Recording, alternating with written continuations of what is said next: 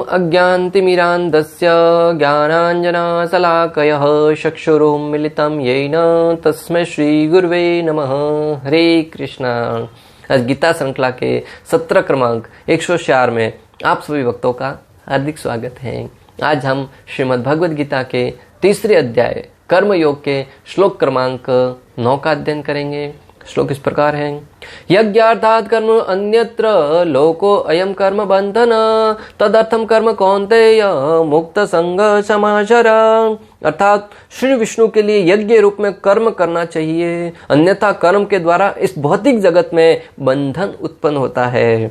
अतः हे कुंती पुत्र, उनकी प्रसन्नता के लिए अपने नियत कर्म करो, इस तरह तुम बंधन से सदा मुक्त रहोगे। भगवान यहाँ पर सीधा सीधा आदेश दे रहे हैं भक्तों, किसी प्रकार कर घुमा फिरा कर नहीं बता रहे हैं। हमें समझने वाली बात है, जो बुद्धिमान व्यक्ति होगा इस बात को सीधे से समझ जाएगा। ऐसे अनेक दार्शनिक हुए हैं जो ऐसे श्लोकों का बहुत तोड़ मरोड़ कर प्रस्तुत करने का प्रयास करते हैं, परंतु यहाँ पर समझना होगा कि भगवान की वाणी है वो सीधा और क्लियर है। वो किसी प्रकार से लोगों को मोहित नहीं करना चाहते, वो मात्र और मात्र हमें प्रशिक्षण देना चाहते हैं, और वो भी पूर्ण ज्ञान के साथ। यहाँ पर भगवान श्री कृष्ण अर्जुन को आदेश दे रहे हैं कि हे अर्जुन, तुम्हें कर्म करना है तो मात्र भगवान श्री विष्णु के लिए। जब भगवान को अपने जीवन का केंद्र बिंदु बनाकर अपने नियत कर्म करोगे तो वो भक्ति बन जाएगा, और उस भगवान श्री विष्णु को छोड़कर अगर आप कोई भी कर्म करेंगे वो तुम्हारे कर्म बंधन का कारण बनेगा। तो यहाँ पे प्रश्न उठ सकता है भक्तों कि पिछले सत्रों में तो हमने पढ़ा था कि भगवान श्री कृष्ण अर्जुन को कह रहे थे कि तुम्हें अपना नियत कर्म करना होगा, अपने परिवार के प्रति है, समाज के प्रति है, देश के प्रति है, हर एक जो कर्म है उन नियत कर्मों को करता चाहिए। और यहाँ पर कह रहे हैं कि अगर तुम भगवान श्री विष्णु को छोड़कर कोई भी कर्म करते हैं, भक्तों यहाँ पर सीधा सीधा कहा जा रहा है कि भगवान श्री विष्णु को छोड़कर कोई भी कर्म करेंगे वो तुम्हारे बंधन का कारण बनेगा। यहाँ पर किसी और देवी देवता की पूजा करने का या किसी को छोड़ने का कोई बात ही नहीं कहा गया है, सीधा कहा है कि विष्णु को छोड़कर कोई भी कर्म करो वो तुम्हारे बंधन का कारण बनेगा। तो यहाँ पे आचार्यगण समझाते हैं कि हमें कर्म करना बहुत महत्वपूर्ण है, परंतु उस कर्म के फलों को भगवान को अर्पण करते हुए करें, और जब वो फल भगवान को अर्पण करते हुए करेंगे वो एक प्रकार से यज्ञ बन जाएगा, भक्ति बन जाएगा। अलग अलग युगों में अलग अलग कार्यों का विधान है। सत्य युग में लोग अनेक वर्षों तक ध्यान में बैठकर तपस्या करते थे, हजारों वर्षों तक ध्यान में बैठकर तपस्या करते थे। त्रेता युग में लोग अनेक प्रकार के यज्ञ करते थे, यज्ञ करने का विधान था। अनेक प्रकार की यज्ञ जब करते थे तब उन्हें मुक्ति प्राप्त होती थी। द्वापर युग में विग्रह पूजा का प्रचलन था, विग्रह पूजा का विधान था कि व्यक्ति 10-10 घंटे तक विग्रहों की पूजा करता था। परंतु कलयुग में हमें चाहिए कि हम मात्र हरिनाम संकीर्तन के द्वारा, कलयुग के लिए एकमात्र धर्म है हरिनाम संकीर्तन। भगवान श्री हरि, भगवान श्री कृष्ण के नामों का कीर्तन करते हुए जब व्यक्ति अपने पारिवारिक जीवन के कार्य करता वो करेगा ना, तब वो व्यक्ति बहुत ही आसानी से भक्ति मार्ग को प्राप्त कर सकता है। भक्तों, भगवान श्री विष्णु को छोड़कर अन्य कोई कर्म करने से बंधन उत्पन्न होता है। तो सीधा सीधा बात है, भगवान यहाँ पे बता रहे हैं कि भगवान श्री विष्णु को छोड़कर कोई भी कर्म करो, भले आप परिवार में करो, समाज में करो, देश में करो, वो बंधन का कारण बनेगा। तो उससे बचने का एकमात्र उपाय है, हर एक कार्य का फल है वो भगवान को अर्पित कर दो। भौतिक जगत के कर्म बंधन की तुलना पवर्ग से की गई है। इस भौतिक जगत जो कर्म बंधन की तुलना है वो प वर्ग से की गई है। प वर्ग आता है ना, प फ ब भ म। प वर्ग में किस प्रकार व्यक्ति अनेक प्रकार से परिश्रम करता है, प यानी अनेक प्रकार से परिश्रम करता है, मेहनत करता है, जान लगाकर मेहनत करता है, सवेरे जल्दी उठकर रात को देर रात तक मेहनत करता है, अनेक प्रकार के प्रयोजन बनाता है, मैं जीवन में ये करूंगा, जीवन में ये करूंगा। ऐसे उन कार्यों को पूर्ण करने के लिए धन की आवश्यकता होती है, और धन प्राप्त करने के लिए व्यक्ति अनेक प्रकार के परिश्रम करता है, मेहनत करता है, गधे की भांति मेहनत करता है। हाँ, करना चाहिए, परंतु उस धन का उपयोग कहाँ पे करें, ये बुद्धिमानी होनी चाहिए। क्योंकि जीवन भर तो धन कमाते रहे, तो मृत्यु के समय वो धन सारा का सारा एक जगह पे जमा करके रखा है, उस धन का कोई लाभ नहीं है। उस धन का सदुपयोग कीजिए, धर्म कार्यों में लगाइए, गो सेवा में लगाइए, मानव सेवा में लगाइए, मानव कल्याण में लगाइए। जब उस धन का सदुपयोग धर्म के लिए उपयोग करेंगे तब तो आपका धन कमाना सार्थक सिद्ध होगा, तब तो आपका धन कमाना भक्ति बन जाएगा। परंतु अगर उस धन का उपयोग मात्र और मात्र रक्षण करने के लिए, उसके ऊपर अगर काला नाग बिठा देंगे तो वो धन किसी काम का नहीं आएगा। छोटे से छोटा व्यक्ति भी तुम्हारा उपहास उड़ा के जाएगा, बोले धनवान व्यक्ति तो है लेकिन साथ ही साथ कंजूस कितना है। प वर्ग से की गई है प यानी परिश्रम करना, परिश्रम के बाद प के बाद प फ। जब व्यक्ति अनेक प्रकार के परिश्रम करता है तो उसके मुख से फैन निकलने लगते हैं, झाग निकलने लगते हैं। अनेक प्रकार की मेहनत करके व्यक्ति थक जाता है और हताश बैठकर उसके मुख से झाग निकलता है। प यानी परिश्रम, फ यानी कि फैन निकलना, ब यानी कि जब व्यक्ति बंधन में बन जाएगा, परिश्रम करेगा, अनेक प्रकार के परिश्रम करने के उपरांत वो ब यानी कि बंधन में बनने लगेगा। अनेक प्रकार के बंधन, आप अगर अपने परिवार के प्रति भी कर्म करेंगे तो आप अपने परिवार के प्रति भी बंधन बंधते जाएंगे। आपके पुत्र होंगे, पुत्रों के प्रति प्रेम करने लगेंगे, पुत्रों से छुटकारा पाने का भी हमेशा मन में ये नहीं, ये उनसे रिश्ता तोड़ नहीं पाएंगे। भ यानी कि भय, सारे के सारे बंधनों से टूटने का भय बना रहेगा। अब परिवार में कितने भी बंधन बना लो परंतु उस बंधन से हमेशा तोड़ने का भय बना रहता है। और अगर किसी का भय नहीं रहता तो मृत्यु का तो भय हमेशा बना रहता है व्यक्ति को। तो प वर्ग से उपमा की गई है प फ ब भ म। प यानी परिश्रम, फ यानी कि फैन निकलना, ब का मतलब है बंधन उत्पन्न होना और भ से भय उत्पन्न होना और म यानी कि अंत में मृत्यु होना। तो ये पूरा का पूरा जीवन है मात्र प वर्ग के रूप में उसको समझा जा सकता है। व्यक्ति जैसे ही जन्म होता है, थोड़ा समझ में लगता है, परिश्रम करता है, परिश्रम से अनेक प्रकार के जीवन में संकट आते हैं, मुख से फैन निकलने लगते हैं। कई बार आपको लोगों को कहते हुए भी सुना होगा कि अभी तो रेस्ट की आवश्यकता है, आराम की आवश्यकता है, कुछ समय के लिए एकांत में जाकर आराम करता हूं, बहुत मेहनत कर लिया। और भय यानी कि बंधन बन जाता है, भय ने भय लगा रहता है और यानी मृत्यु आ जाती है। तो ये प वर्ग से तुलना की गई है इस भौतिक जगत की। और परंतु जब व्यक्ति इस प वर्ग से ऊपर उठकर भक्ति कार्य में अपना जीवन लगाता है तो उसे अप वर्ग कहा गया है। उसमें फिर आपको बंधन है और मृत्यु से भय, इन सारे कार्यों से ऊपर उठ जाते हैं।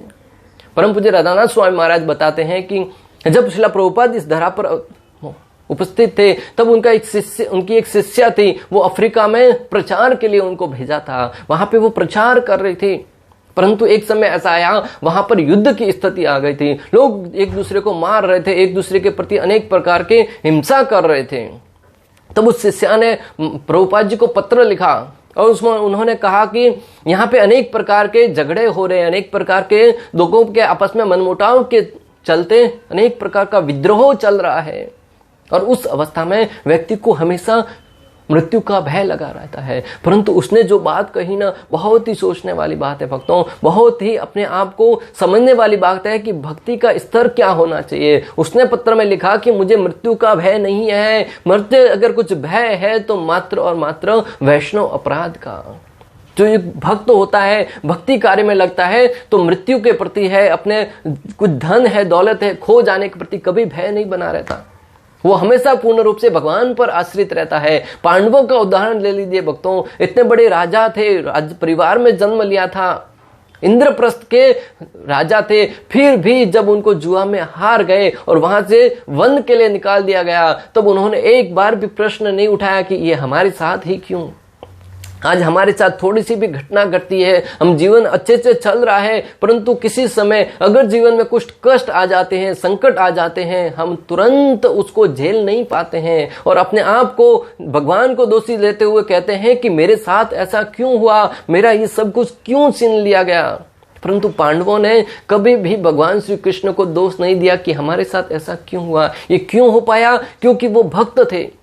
उस माता का उदाहरण कि वो युद्ध की अवस्था में भी अपने आप को स्थिर बनाई हुई थी कि उनको युद्ध से भय नहीं लगता। कुछ समय के बाद उनकी मृत्यु हो गई, उनको मार दिया गया, परंतु उससे हमें सीखने वाली बात है कि भगवान के ऊपर पूर्ण रूप से आश्रित थे, उन्हें किसी प्रकार का भय नहीं था। आज समाज में हर एक व्यक्ति हमेशा डरा और सहमा सा रहता है, भले कोरोना का भय हो, किसी भी काल के कैंसर है, अनेक प्रकार की बीमारियों से मरने का भय हो, एक्सीडेंट से मरने का भय हो, परंतु भयभीत हर एक व्यक्ति रहता है। धन कमाने का भय है, समाज के प्रति भय, कुछ भय नहीं है तो मृत्यु का भय हर एक को रहता है। परंतु जो भक्त है वो इन सारे के सारे समाज के जो भय है, अनेक प्रकार की क्रियाएं हैं, उनसे ऊपर उठ जाता है और मात्र श्री कृष्ण को प्रसन्न करने के लिए कार्य करता है। विशिष्ट सामाजिक स्थिति तथा गुण को ध्यान में रखकर नियत कर्म इस प्रकार बनाए गए हैं कि उस उद्देश्य की पूर्ति हो सके। विशिष्ट सामाजिक स्थिति तथा गुणों को ध्यान में रखकर नियत कर्म इस प्रकार बनाए गए हैं कि हमारे जो उद्देश्य है उसकी पूर्ति हो सके। एक ब्राह्मण का कर्तव्य है कि वो समाज को प्रशिक्षित करे। क्षत्रिय के लिए कर्म नियत कर्म है, वो ब्राह्मण के लिए नियत कर्म है वो शास्त्रों को पठन करके दूसरों को ज्ञान प्रदान करना। क्षत्रिय के नियत कर्म है वो ये है कि वो दूसरों की रक्षा करे, अपने क्षत्रिय के बल पर समाज के संरक्षा करे। वैश्य का धर्म है, वैश्य के कर्तव्य यह है, उनके जो मुख्य उद्देश्य वो ये है कि वो धन कमाकर समाज का भरण पोषण करे। और शूद्र के कर्तव्य है, नियत कर्म ये है कि वो हर एक वर्ग की सेवा करते हुए अपने जीवन को निर्वाहन करे। जब कोई शूद्र है वो ब्राह्मण का कार्य करने का प्रयास करता है और हर एक व्यक्ति ब्राह्मण बनने का प्रयास करेगा तो समाज में निश्चित रूप से असमानता आएगी। ऐसा नहीं है कि जो जन्म के आधार पर ये सारे के सारे गुण हो। भगवान ने कहा भी है कि गुण कर्म विभाग्यो, गुण और कर्मों के आधार पर ये सारे के सारे वर्ग बांटे गए हैं। जिसके अंदर क्षत्रिय स्वभाव है वो युद्ध, भले उसने जन्म किसी भी क्षेत्र में क्यों न लिया हो, परंतु उसके अंदर लड़ने का जज्बा है, देश की रक्षा करने का, देश की सेवा करने का, तो उसे क्षत्रिय की भांति फौज में भर्ती होना चाहिए। उसके नियत कर्म है देश की रक्षा करना, परंतु इसके अंदर पढ़ने का, शास्त्रों को समझने का, दूसरों को प्रशिक्षण देने का भाव है, तो उसे ब्राह्मण का कार्य करते हुए अपना नियत कर्म करना चाहिए। जब हर एक व्यक्ति अपना नियत कर्म करते हुए कार्य करेगा ना, तो समाज में बहुत ही समानता बनी रहेगी। आज समाज में असमानता आने का, लोगों में अनेक प्रकार की कलह उत्पन्न होने का एक ही कारण है कि व्यक्ति अपना नियत कर्म भूलकर दूसरों का कर्म करने में हमेशा टांग अड़ाता है। अपना कर्म क्या है उसको भूल जाता है, दूसरे के थाली में ज्यादा दिखता है। श्रील प्रभुपाद कहते हैं कि दूसरे का कार्य अगर आप अच्छे से भी कर लेंगे, परंतु अगर अपना कार्य ठीक से नहीं किया तो आप उस कार्य में असफल माने जाएंगे। परंतु अगर आप दूसरे के कार्य को, दूसरे के द्वारा किए गए कार्य को अच्छे से नहीं भी करते हैं, अपना कार्य त्रुटिपूर्ण ढंग से भी करते हैं, तो वो आपका कार्य सर्व सफलता के रूप में माना जाएगा। यज्ञ का अर्थ है भगवान श्री विष्णु हैं। चाहे कोई निर्दिष्ट यज्ञ संपन्न करे या प्रत्यक्ष रूप से भगवान श्री विष्णु की सेवा करे, दोनों से एक ही प्रयोजन सिद्ध होता है। अगर कोई, श्रील प्रभुपाद यहाँ पे तात्पर्य में बहुत ही सुंदर ढंग से हमारा मार्गदर्शन करते हुए समझा रहे हैं कि अगर कोई व्यक्ति सीधा सीधा भगवान श्री विष्णु का यज्ञ करे या सीधा सीधा भगवान श्री विष्णु के लिए कर्म करे, भगवान श्री विष्णु के लिए ज्ञान का प्रचार करे, उनके विग्रहों की सेवा करे, उनका जो ज्ञान है उसका प्रशिक्षण दूसरों को दे, उन शास्त्रों को दूसरों में वितरित करे, जो कोई भी सेवा है, परंतु अगर उसका उद्देश्य भगवान श्री विष्णु को प्रसन्न करना है तो वो कार्य यज्ञ माना जाएगा, वो कार्य भक्ति माना जाएगा।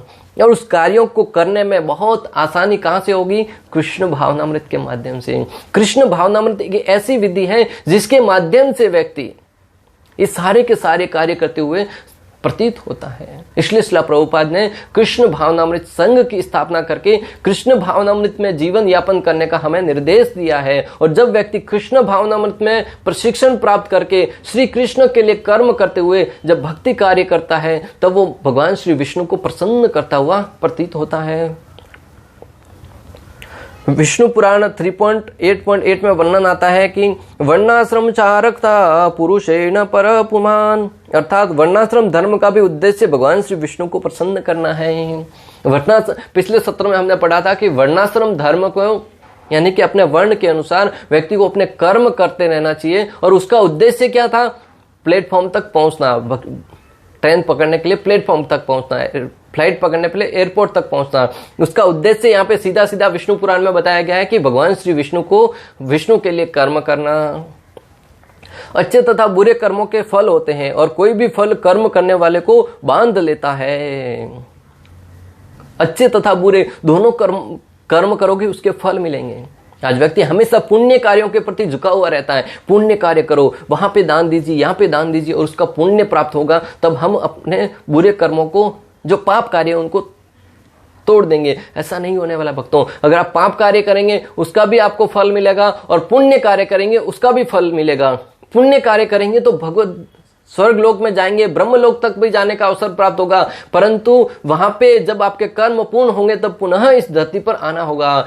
ते तम भुक्त्वा स्वर्गलोकम विशालम सिने पुण्य मृत्युलोकम विसंति एवं त्रि धर्मम अधुप्रपन्नाः गत आगतम काम कामान लभन्ते। जब व्यक्ति के पुण्य क्षीण होंगे तो स्वर्ग लोक में भी अगर बैठा है ना, उसको धक्का मार कर फिर नीचे भेज दिया जाएगा और पुनः एक बार यहाँ पे जन्म लेने के लिए विवश होगा। और यहाँ पे अगर उसकी चेतना शुद्ध रही तो वो मनुष्य जन्म मिलेगा, परंतु अगर चेतना दूषित हो चुकी है तो हो सकता है कि किसी पशु योनि में भी जन्म मिल जाए।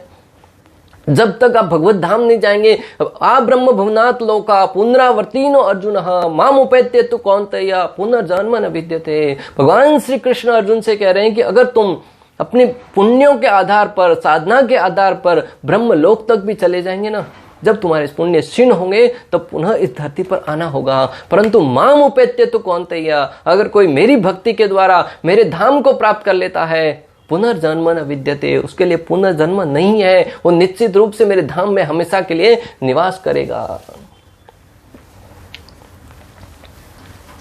कृष्ण भावना भावित कर्म करना होगा जिससे, अतः हमें कृष्ण भावना भावित कर्म करना होगा जिससे व्यक्ति मुक्त दशा को प्राप्त कर सके।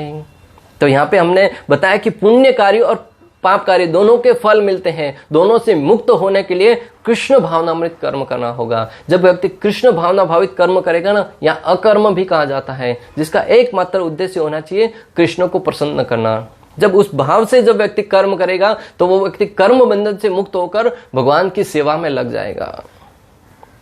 कृष्ण भावना भावित कर्म ही महान कर्म कौशल है और प्रारंभ में इस विधि में अत्यंत कुशल मार्गदर्शन की आवश्यकता होती है। जो कृष्ण भावना भावित कर्म है वह बहुत ही अत्यंत कर्म कौशल है, बहुत ही महान कर्म कौशल है, और उस कार्य को करने के लिए प्रारंभ में व्यक्ति को मार्गदर्शन की आवश्यकता होती है। हम अपनी बुद्धि से, अपनी इच्छा से कोई भी कार्य नहीं कर सकते। जब व्यक्ति को, साधारण बच्चे को ज्ञान अर्जित करने के लिए विद्यालय जाना पड़ता है, वहां पर रहकर कुछ ज्ञान अर्जित करना पड़ता है। जब इस भौतिक जगत का साधारण ज्ञान अर्जित करने के लिए विद्यालय जाना पड़ता है बच्चे को, तो फिर जो कृष्ण भावनामृत कर्म है उसको प्राप्त करने के लिए क्या मार्गदर्शन की आवश्यकता नहीं होगी? निश्चित रूप से होगी। और उसका हमें, जो भगवान के भक्त हैं, उनके मार्गदर्शन में प्रशिक्षण लेते हुए कृष्ण भावनामृत को अपना कर अपने जीवन को कृष्ण भावनामृत में जीवन बनाकर उसकी तरफ हमें पलायन करना चाहिए। अतः भगवत भक्त के निर्देशन में मनुष्य को परिश्रम पूर्वक कर्म करना चाहिए।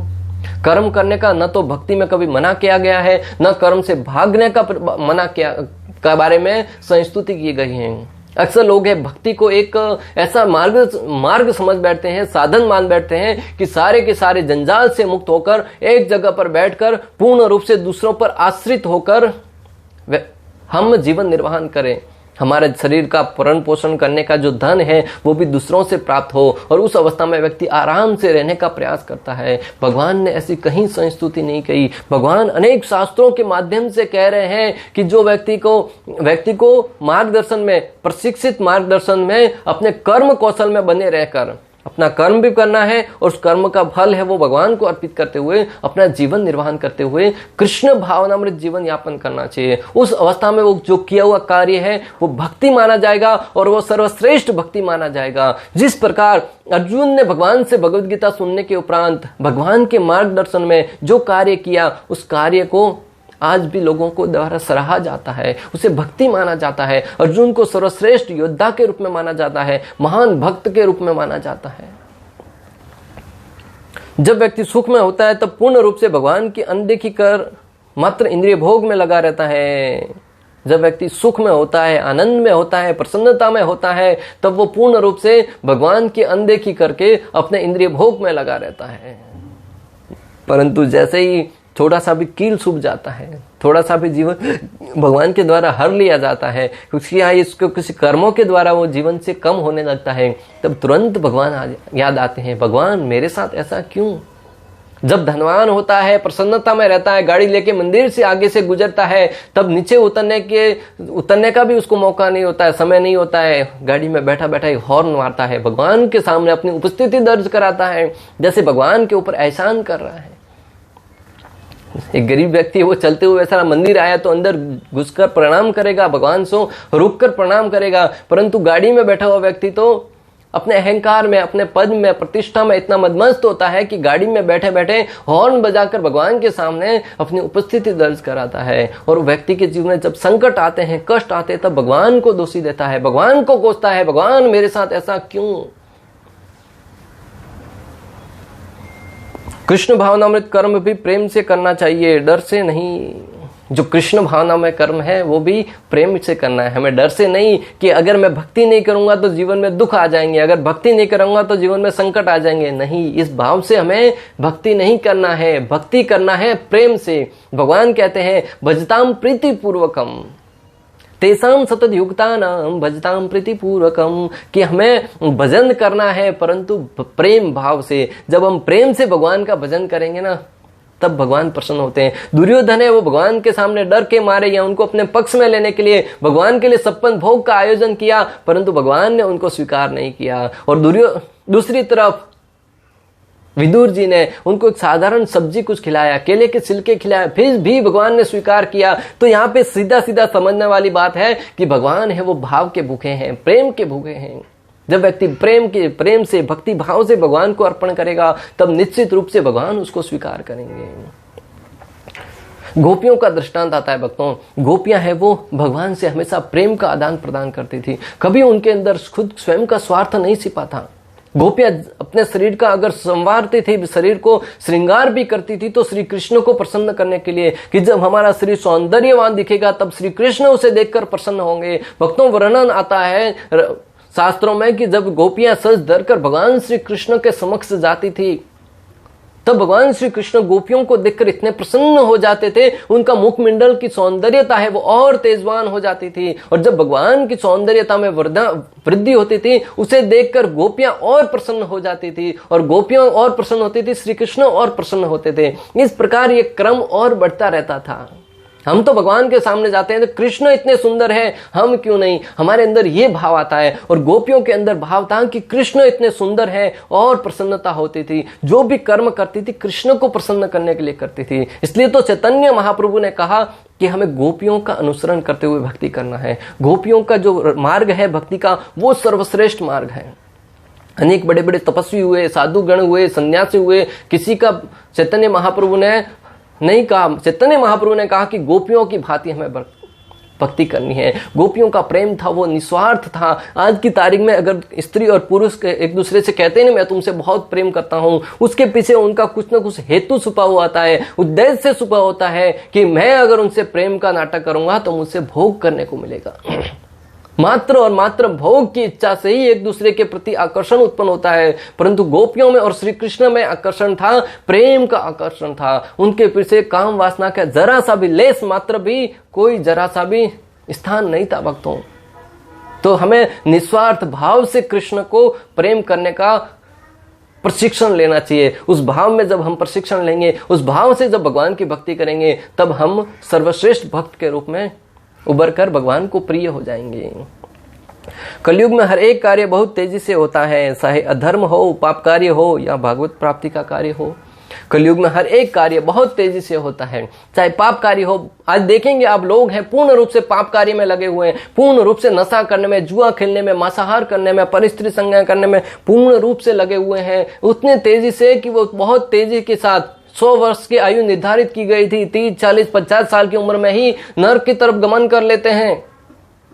कलयुग में हर एक कार्य बहुत तेजी से होता है, चाहे पाप कार्य हो, चाहे पुण्य कार्य हो, या चाहे भक्ति हो। भक्ति में भी वरदान है भक्तों। सत्य युग में जो हजारों साल तक तपस्या करने के उपरांत भगवान की प्राप्ति हो या नहीं हो, कोई गारंटी नहीं था। परंतु कलयुग के अंदर आप मात्र और मात्र हरिनाम का जप कीजिए, किसी भी अवस्था में हो। मंत्र तस्तंत्र तत्सिद्रम देश काल हर्वसुत सर्व करोति निसिद्रम अनुसंकीर्तनम। तो वह मंत्र पढ़ने में आपको कहीं ना कहीं त्रुटि हो सकती है, देश काल को आपको ध्यान रखना हो सकता है, परंतु जो महामंत्र है, हरिनाम संकीर्तन है, उसको किसी भी स्थिति में, देश काल परिस्थिति, कहीं भी किसी भी अवस्था में आप उसका नाम जप कर सकते हैं और जप करके उसका पूर्ण फल प्राप्त कर सकते हैं। सबसे बड़ी बात भक्तों, तो कलयुग के अंदर आप भक्ति प्राप्त करने का भी बहुत ही सरल तरीका है कि आप हरिनाम का संकीर्तन कीजिए। मात्र और मात्र हरिनाम के द्वारा आप जो फल सत्य युग में हजारों साल तक तपस्या करने के उपरांत, जो फल त्रेता युग में कई वर्षों तक यज्ञ करने के उपरांत जो फल द्वापर युग में कई समय तक विग्रह पूजा करने के उपरांत प्राप्त होता था, वही फल कलयुग में मात्र हरिनाम का जप करने से किसी प्रकार का कोई बंधन नहीं है। उस अवस्था में उस फल को आप प्राप्त कर सकते हैं। तो कितना बड़ा हमारे लिए तोहफा है चैतन्य महाप्रभु के द्वारा प्रदान किया गया। इस प्रकार श्लोक क्रमांक 9 का भक्ति वेदांत तात्पर्य पूर्ण हुआ। अंत तक हमारे साथ बने रहने के लिए आप सभी का हृदय पूर्वक प्रेम पूर्वक बहुत बहुत धन्यवाद। श्रीला प्रभुपाद की जय। श्री श्री राधा गोपीनाथ भगवान की जय। श्रीमद् भगवद गीता की जय। हरे कृष्णा कृष्ण कृष्ण हरे हरे, हरे राम राम राम हरे।